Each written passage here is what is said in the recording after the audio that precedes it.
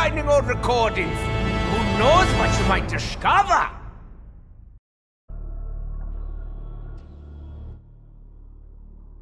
Major George Sawyer, personal log, January 20th, 1946. After speaking with Major Staver this morning, I can confirm Operation Stapler has been a resounding success. While our officers met with the Soviet representatives to negotiate the fair split of Group 935's research, our operatives quietly extracted 40 upcoming days there to be officially hired as War Department special employees. To our knowledge, the Soviets have yet to realize what we've done. Since the discovery of the depository near Groom Lake in '37, our progress has been minimal. Our hope is that these scientists will provide us the edge we desperately need for our Element 115 research program. All of this would not have been possible without the help of one Dr. Edward Richthofen. When he reached out to us last August, he promised unfettered access to Group 935's research in exchange for providing safe harbor for its scientists. While we may not have secured all the research, we did get the scientists, the brain trust. If we do ever locate Dr. Richthofen, I would like to shake his hand and thank him personally for the great service he has provided to the United States of America.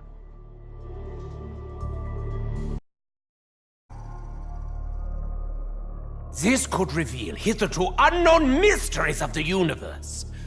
Or it could be some poor soul in a basement.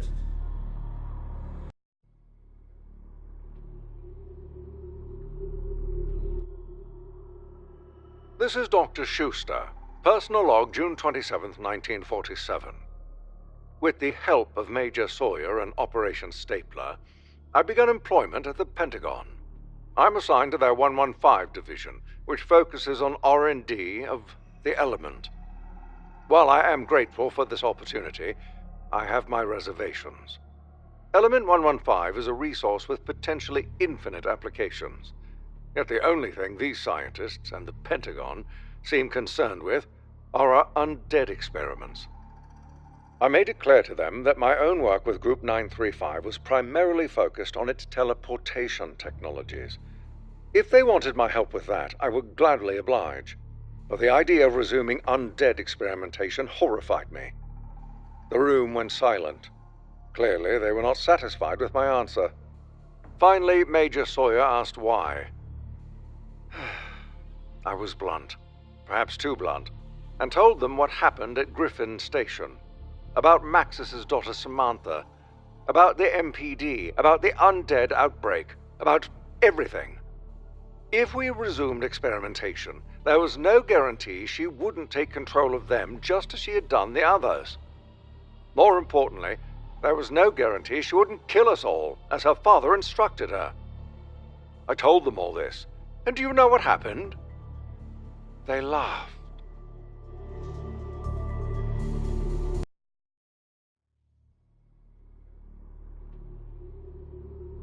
I love to record things, especially things I might forget. I remember that time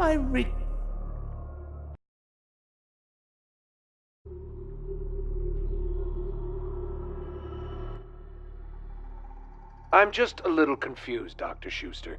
You've already successfully established a teleporter link between the Pentagon and Groom Lake. The Pentagon to Groom Lake is child's play, a distance of 3,890 kilometers. What we're talking about now is a distance of 380,000 kilometers. But it can be done. Of course, Colonel Sawyer, but I had 2 years to perfect the link to Groom Lake. The timetable you've given me to establish a link to the moon is far more aggressive. Do I need to remind you what we're up against? Dr. Richthofen told us about Griffin Station back in '45. From what we've discovered, he told the Soviets the same thing. The Soviets achieved teleportation 2 years before we did. If they get to the moon first, they get to claim Griffin Station. Yes, I know all about your adorable space race. But need I remind you that if this teleporter becomes operational, even a single mathematical error could lead to catastrophic results? Yes, it will take you to the moon. I have little worry over where it will take you. I worry about when. What? Time travel? Give me a break. Precisely. If the specifications are not exact, we could create temporal rifts with ripple effects that will undo the very fabric of space-time itself. Simply put, don't rush. Science moves at its own pace. Just get it done, Doctor. You have 2 weeks before we begin testing.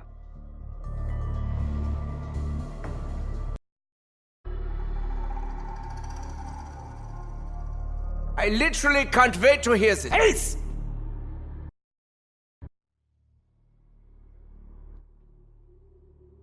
Washington's words have lingered with me these last few days.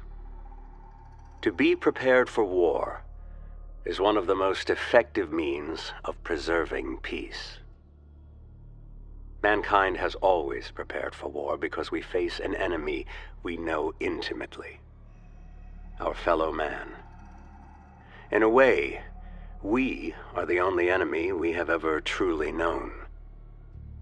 But now, I sit here with the Groom Lake report in my hand and I contemplate an enemy beyond our comprehension. An entity with the powers of a god that can manipulate time, space, and the very nature of other beings. The evidence is clear. A trail of carnage can be tracked.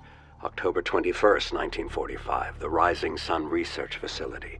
October 28th, 1945, Group 935's Del Riza facility. April 25th, 1956, the Himalayas.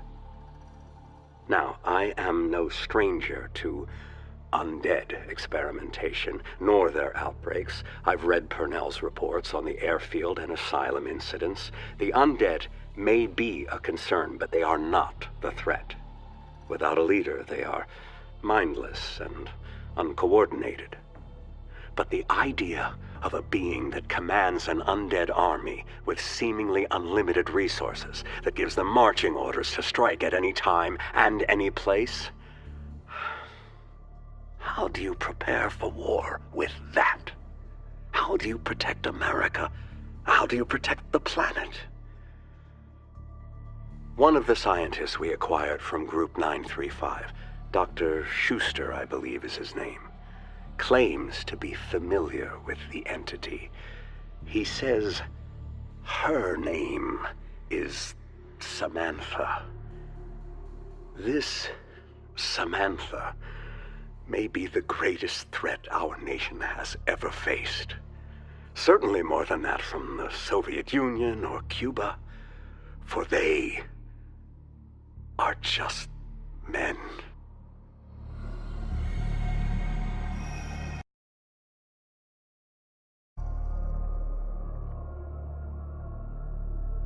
Where can I play this recording? I suppose I'll have to explore?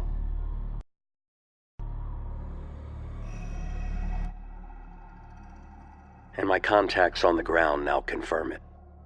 On October 28th, the entity known as Samantha attacked an abandoned theater in Berlin.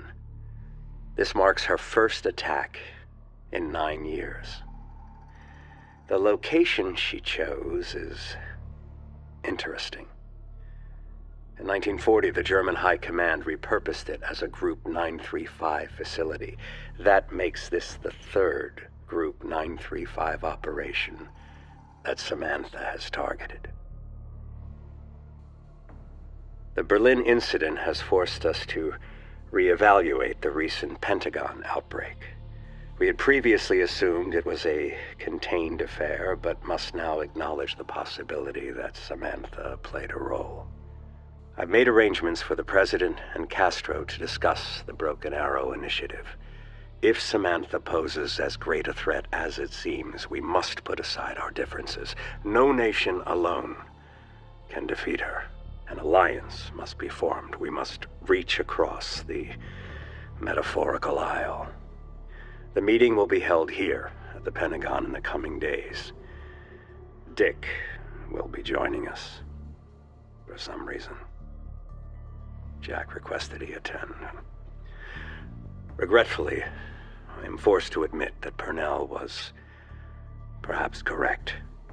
If we use the Broken Arrow Initiative to harness the power of this Element 115, we could build a better world and be prepared for war with Samantha. I've given Roebuck the coordinates of the Berlin incident for safekeeping. He'll log them, along with all the others.